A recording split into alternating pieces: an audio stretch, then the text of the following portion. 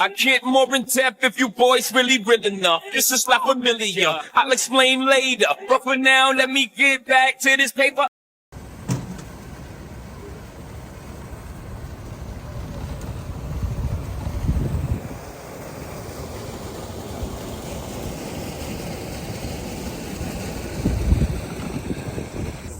Private VIP, you know. Bless. Shout out to Natalia one time, you know what I'm saying? Blessings, mama. Dog out town. Not the new one.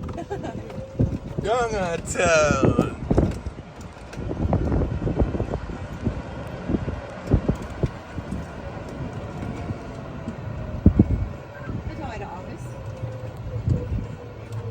Life always work out, you know.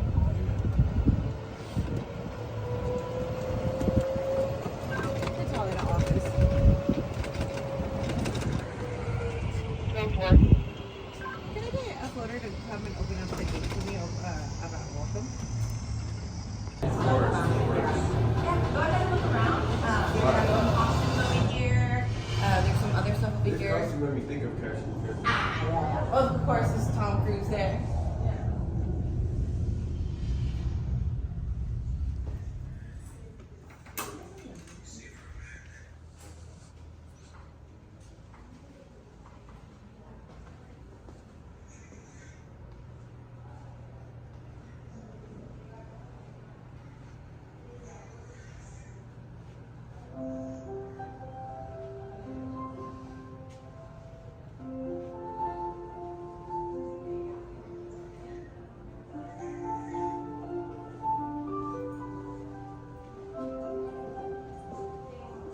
Encased in 24-karat gold. However, the Oscar for The Godfather is the actual Oscar that was awarded on the night of the ceremony. Damn. So this is the actual one that was handed to them that night back in 1972. That's too, that shit's shining so crazy. Yeah. You catch the definition. And they're made out of copper, bronze, and encased in 24-karat gold. Sick.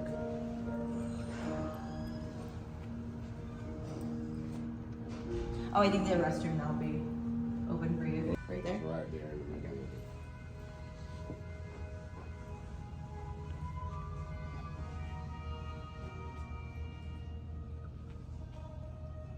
Tell me if I'm in the middle. Yes, you're in the middle, yeah.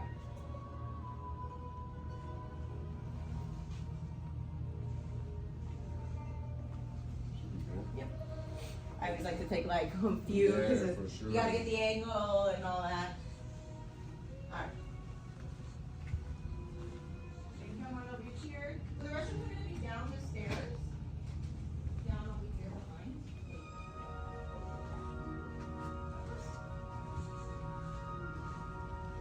Give a little history of Paramount as I drive us to our next spot. Paramount was founded in 1912 by a man named Adolph Zukor, and he had a real fascination for Said his name was what? Adolph Zukor. Adolph. But he had a real fascination for a new invention called the movies, and he was mostly based in New York City. So in New York, he opened up what was called Nickelodeon theaters, Oh, wow. where you'd pay a single nickel to watch the latest cartoon. Really? And that is where we get the name Nickelodeon. I never knew that. Yeah, you would just pay a nickel to watch a movie. Jinkies. Jinkies. Zoinks. Nickelodeon, you know, like if you had to pay like a penny. Right, You know? Nickelodeon. Nickelodeon. Wow. Nickelodeon. I was today years old. Yeah, fact. You know. But he eventually partnered up with two men, businessman Jesse Lasky and director Cecil B. DeMille, when they came to Hollywood to film a Western movie. And it was because of that movie, that's what put Hollywood on the map for other movie studios to come here and build their movie empires and create Hollywood into what it is today as this very iconic movie land. And we're gonna go ahead and pull off over here. You're gonna have this wonderful view of the water tower. You guys can stay seated on the cart. I'm just gonna pull off and explain all of the blue that you guys have up ahead of you there. The skies are beautiful. Yeah, isn't it nice and The blue rain, sky right when now? it rains, it cleans up the smog. So up ahead you have a wonderful view of the water tower. Now, if you've ever wondered why movie studios have water towers in them, for example, like Warner Brothers has one as well, it's because we were not connected to the Los Angeles water line back in the day. So we needed somewhere to hold our water The tower here holds roughly about 130,000 gallons of water, but it hasn't been used in about 70 years because then we were eventually connected to the water line. Yeah. Right next to it, you have our blue sky wall. The blue sky wall is a backdrop for the sky because the sky tends to look very dull on camera. So they'll paint that blue, add some clouds to it. Sometimes they're going to paint it green for green screen projections. Currently, it is painted white for the birds that often confuse the sky as a real sky. So they fly right into the wall and just perish. And there's actually somebody's job here on the watch to scrape off bird stuff that just stay on the wall there. Yeah. Which is honestly a good job to have if you want to like be on a movie studio, you know, something easy, just Bad benefits. Yeah, benefits, exactly. It holds roughly about 1 million gallons of water. It takes 24 hours to fill and 24 hours to drain. And it's only about 4.5 feet deep, so you're able to stand in the middle and you won't necessarily drown unless you're short. So if you guys do like any water scenes at all, y'all do it. Exactly, yeah. So like most recent ones we had was Black Panther: Wakanda Forever, filmed here. Damn, for real? Yeah. It was filmed right here? Some of the water scenes, yeah. Some of the water scenes for the end of the movie did that here. That's like when those creatures came out of the water and all that stuff. Yeah, right? stuff like that, yeah. Adele's music video for I Drink Wine. Have you seen that one? Where she's like floating in like a river there. Okay. Tap the gate.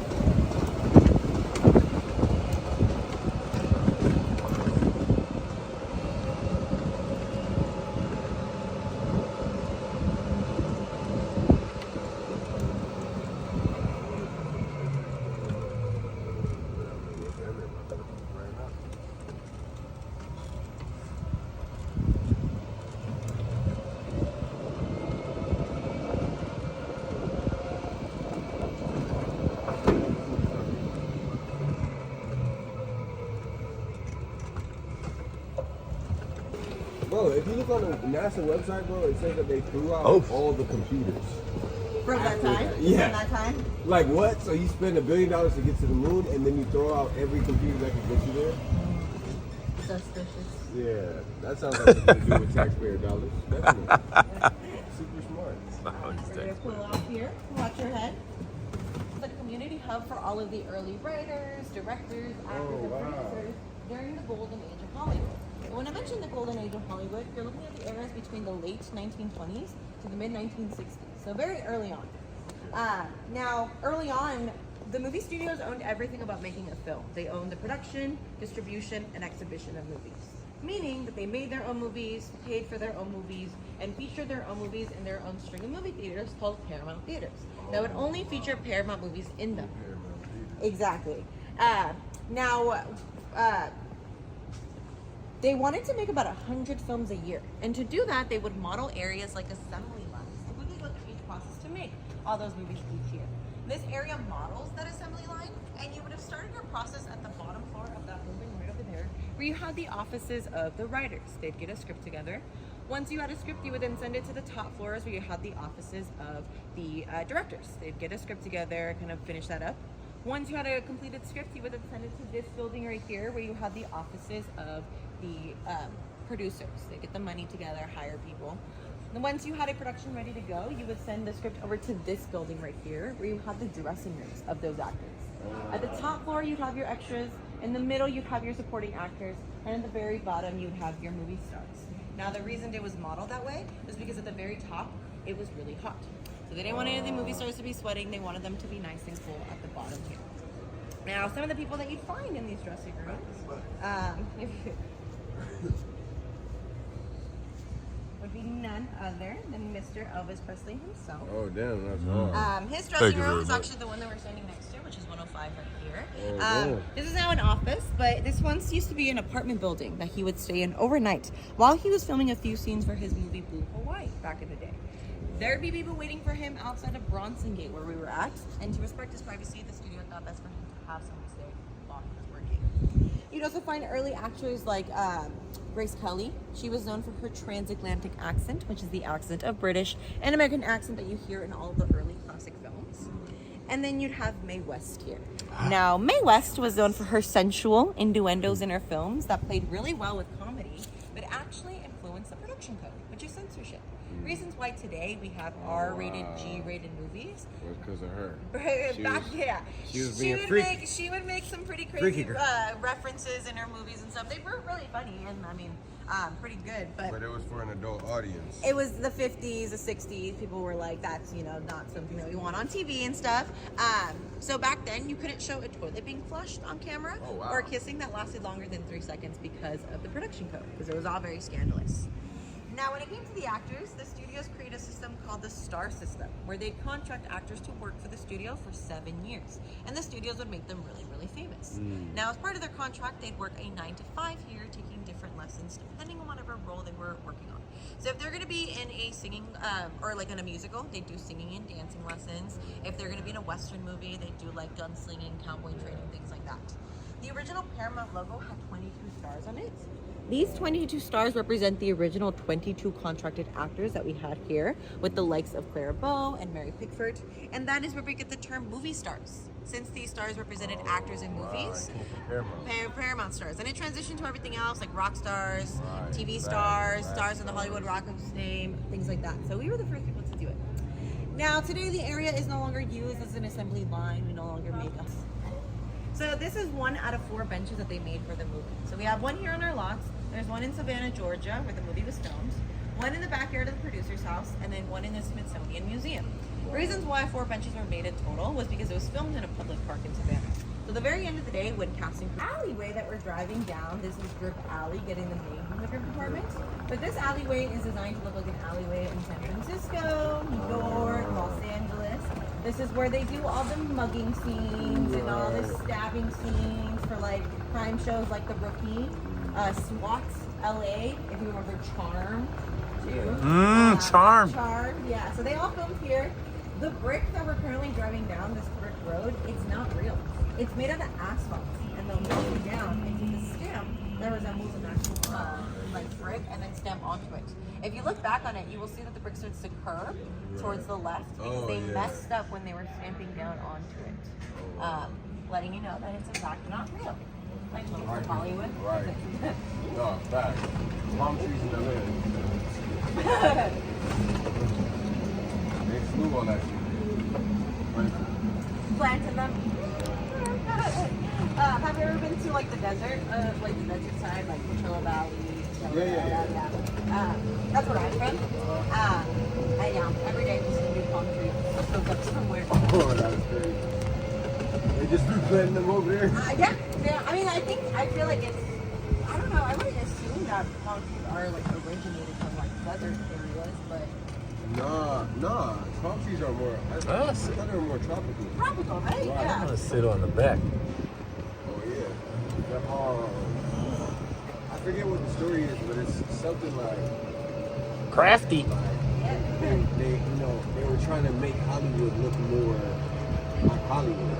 Right. More Right, lights, more than somewhere else. Thankfully, all of it did so well they started playing them everywhere. Yeah. I think that's how like the story basically kind of goes. But like, I just don't remember shit like eras and Oh yeah. or where they flew from. Alright, we're gonna pull off here. I'm gonna show you guys inside of stage 4, which is kind of one of my favorite spots.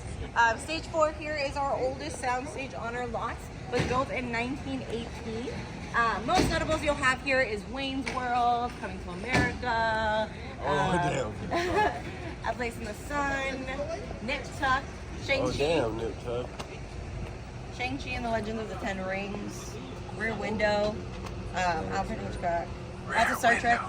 This entire alley that we're kind of outside of, this is Star Trek Alley because they filmed a lot of the series and films of Star Trek within these surrounding sound stages. What the hell? And it's dead in here, like. So here's your blank canvas. This is your sound stage. Now, of course, as we're talking in here, it kind of sounds kind of funny. Very like. I do music, so I know. Yeah, so you know that like that sound and It's stuff. way deader than it's supposed to be. It's a big ass room. It's the Insta-quilt. So it's like that fabric that's lined up with the walls, keeping it soundproof and stuff. And so when we transitioned from the silent films into the talkies, we still ran into a lot of issues, particularly with cameras. We're gonna go to our prop, but we have some rules that I have to look at. Pretty standard rules. There's gonna be some transport and turbo lifts inside of the cars that you're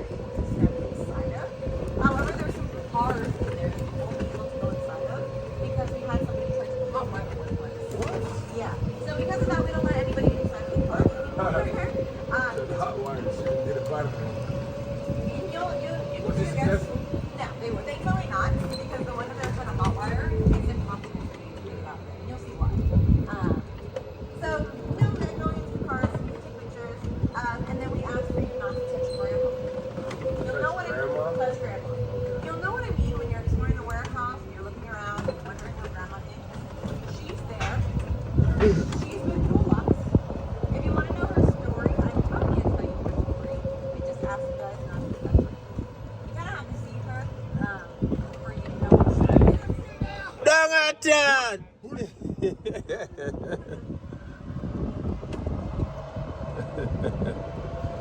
we'll probably spend about like 10-ish minutes in there, and then we'll head to our next stop. Nice. Son, come on. I know. Come here. It felt so nice walking along Yeah. here.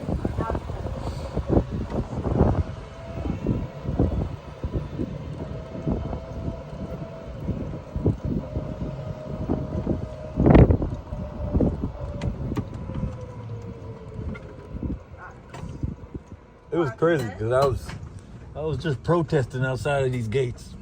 3-2-6. This Bumblebee? This is Bumblebee. Oh, the OG one. This is the OG Bumblebee, exactly. So this is the origin car of this act. Girl, Cadillac, Damn, ancient looking shit. Oh, Terminator. You guys made Terminator? Yeah, you don't remember that? I didn't do the research. Oh. What? What?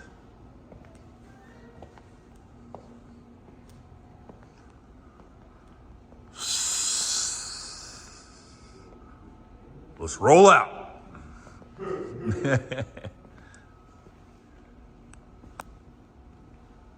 What?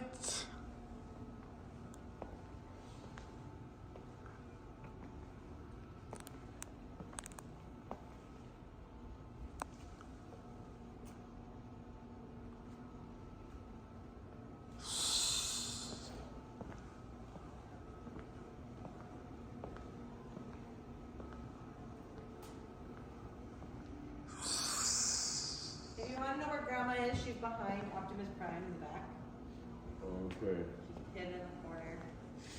I feel like you're about to scare the shit out of me. Yeah, be cautious, I guess. Bring your back. Yeah. 500 pounds? Yeah, I think if you can pick it up. Fuck that. I mean, the whole theme of the tour is perception, things that, you know, Ah. mess with your mind. Mmm. 500 pounds. Oh.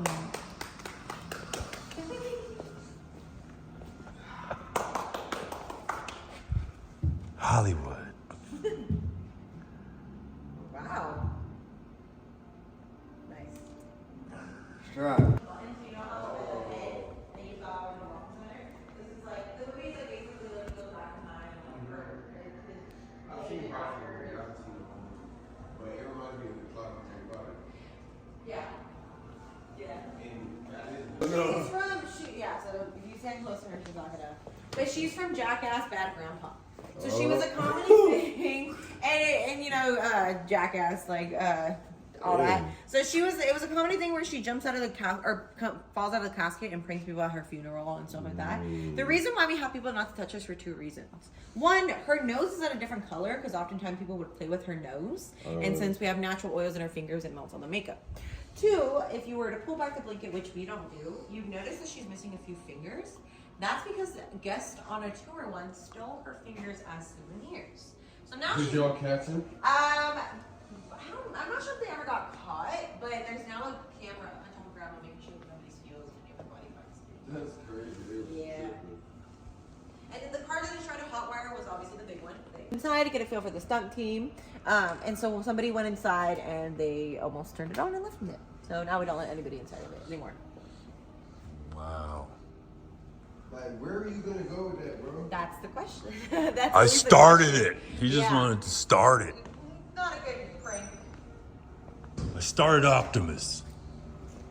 The Decepticons were coming. You know, Decepticons were on the way. I had to do it.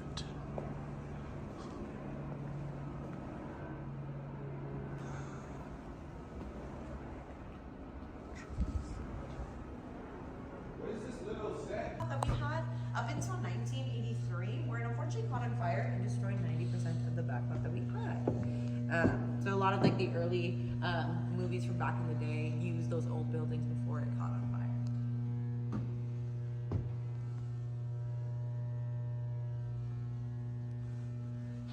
Then you come back out this way, we can head into a practical. Although the practical is just like something house here. You're actually able to walk inside, and it leads you into a bar, a bookstore, whatever it is that the production wants to design. Now, even the doorknobs here in some of the doors, there's no doorknobs in them because they switch out the doorknobs depending on the era of New York City that you're filming in. So if you're in New York in the 1990s, it use a specific doorknob, or if you're in New York in the 1890s, it's a different type of doorknob. So again, continuity, making sure things stay consistent with the era that you're filming in. Now the practical that we're going to go inside of is this one right over here. This is where they filmed Indiana Jones and Kingdom of the Crystal Skull. This is also where they filmed Spider-Man 3, the jazz bar in Spider-Man 3. Yeah, but I'm also thinking There's a light office. You sometimes forget like these are the rooms that you're speaking to. Yeah. And so like you see it, you pull back the camera and you're like, crap. You know?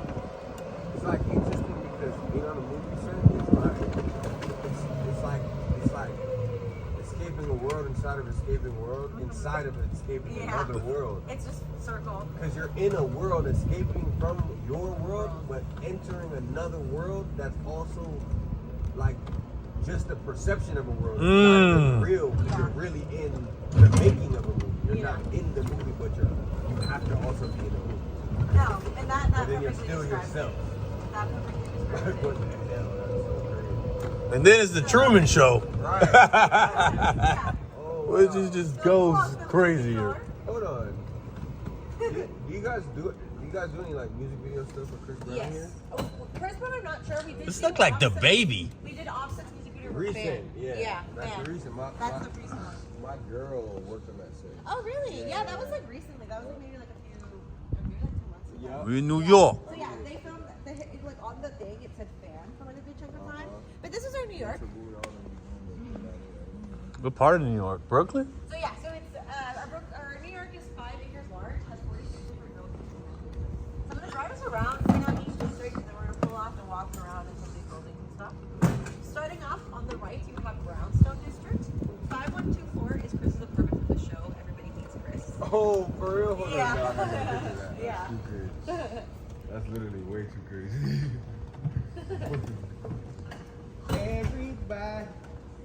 Everybody hates Chris. That's hard. You said it's 5124, right? 5124, yeah. On the left here, this is the Lower East Side. This is where they filmed Wayne's World. Okay. Over here on the right, this is Public Works. This is Chris's school for the show. And there was a running joke on the show that Chris was always late to school and stuff, but everybody knows that his apartment and his school were right next to it. That doesn't make any sense. That's like in Power how bro never has a car. You always gotta walk everywhere. Right, yeah. Over here on the left, you have Brooklyn District. Brooklyn is used a lot in the show Brooklyn Nine-Nine. Okay. This is also where they filmed Doctor Strange 2 Oh, and Breakfast at Tiffany's. Is that the little door entrance for the That opens up Doctor Strange? exactly where he opens up the door, That's the portal. hard. Yeah. That's fire.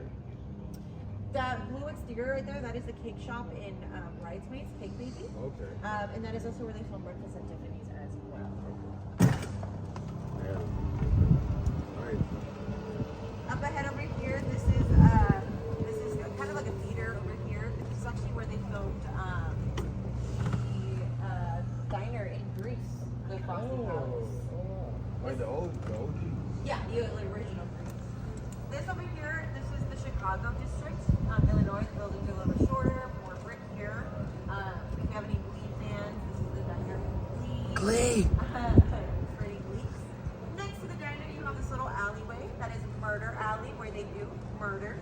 That is also where they filmed the scene in Captain America: The First Avenger, when he's in the little alleyway and he's like acting in this all day. Yeah. It's filmed down there. Many people don't know, but the first 5 of the MCU movies were Paramount. So like the first 2 Iron Man, Thor, Hulk. Captain America, Hulk, and the Avenger movie were all Paramount films until they sold them.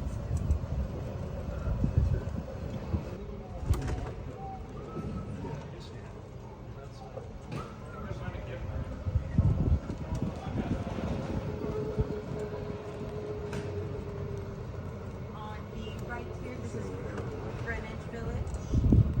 If you have any Spider-Man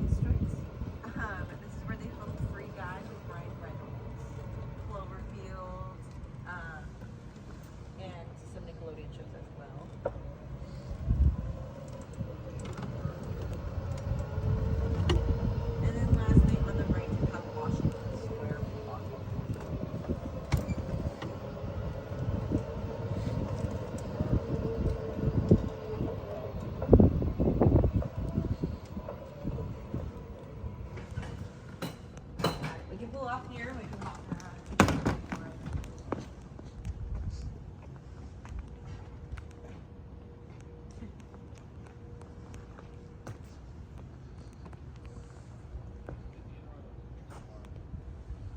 I'm walking here. Exactly. You see the sub or the path and people screaming.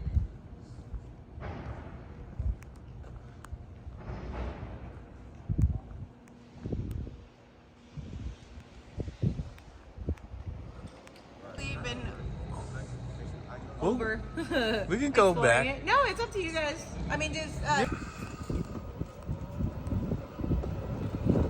Thank you so much. Of course, thank you guys for being so fun. This was a lot of fun. This is amazing.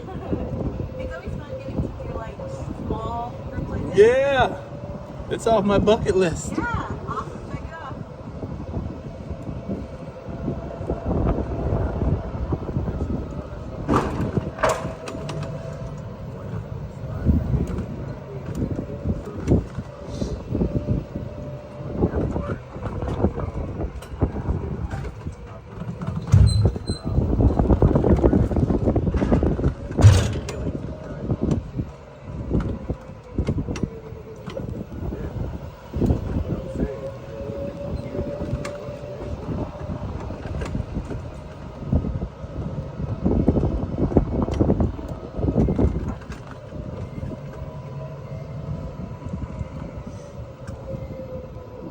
Go ahead.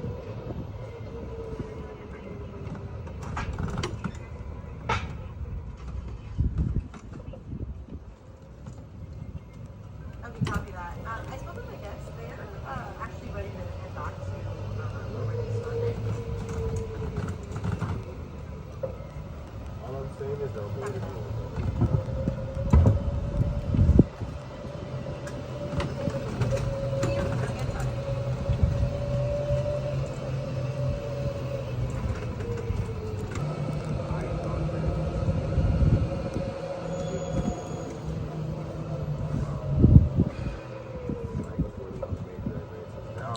How many more things do we have left? Well, we're in New York. We'll spend like another like 5 minutes there, and then go to the other side of the lot.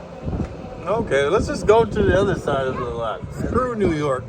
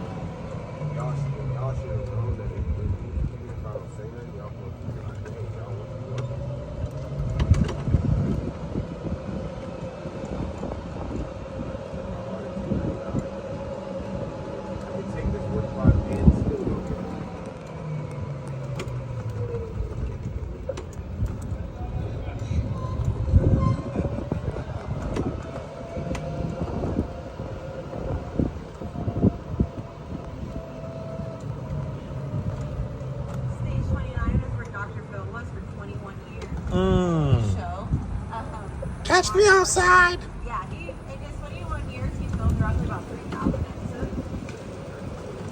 Wow. Yeah, I understand.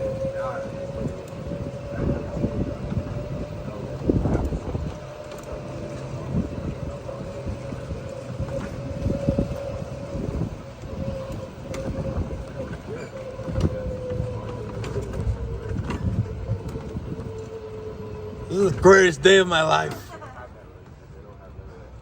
Stage 25 over here on the left is considered a lucky sound stage because all the TV shows that you see there had an enormous runs on an elevator. So like the Lucy Show, Bosom Buddies, Cheers. Cheers, yes. Dreamgirls, movie obviously. So if you want to have a long lasting run, you want to go here at stage 25. How do you get in though? You know, you probably, they don't select. Who selects? Is there like a process? Yeah, they put the most like popular. Ah, see? It's rigged. Yeah. Now, I'll just briefly pull off here. You guys can stay seated, or if you want, you can hop off. Okay. Up to you. This park right here, this is Lucy Park, named after Lucille Ball. You might know Lucille Ball. God. You might know her. I mean, Iconic star of I Love Lucy. Now, this is a lot. This is where RKO Studios used to be. And then this tiny little one, that's where Terminator is. everything I love. But you said you were, or you may be familiar with Cheers.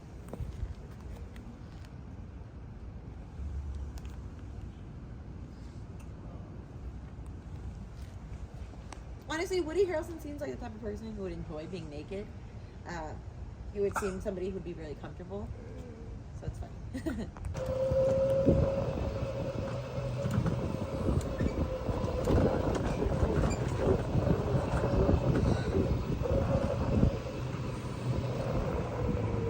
Stage 24 here is where they filmed the original, Sister, Family Ties, the original King Kong back in 1973.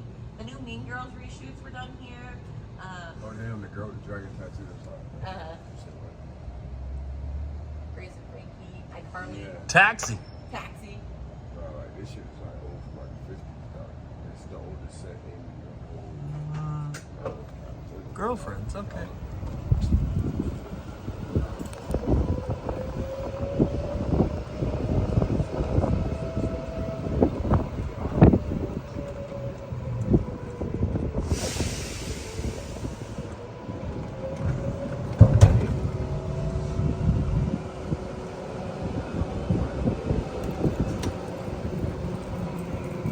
Of course, there's no better way to end a Hollywood tour than to have it here with the Hollywood sign. Right Oh before wow, that. that's tough. And you guys can pull off here really quick if you guys want to take pictures of this area right here.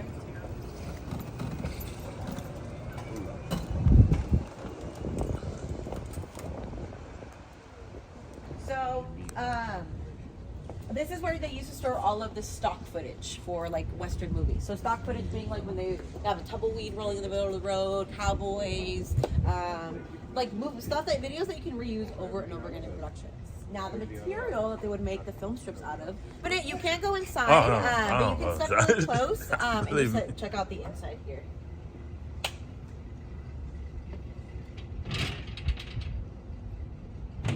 So you have these kind of stacks of rows where they would just store a bunch of like canisters.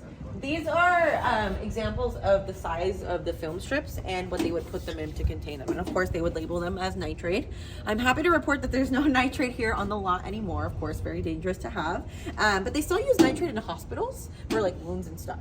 But it gives you an idea. Now, if any case that these film strips would catch on fire, they would just close down these film bolts and let everything just burn itself out. At the back there, you have this little small hole there where they have a chimney, and it would just let everything burn up. Now you can step close right here and smell on the inside because the inside smells like vinegar. If you can kind of get that like old vinegary smell. The reasons why it smells like vinegar is because when the film strips would age, they would get a vinegar smell, and they would call it vinegar syndrome. Well, this is crazy.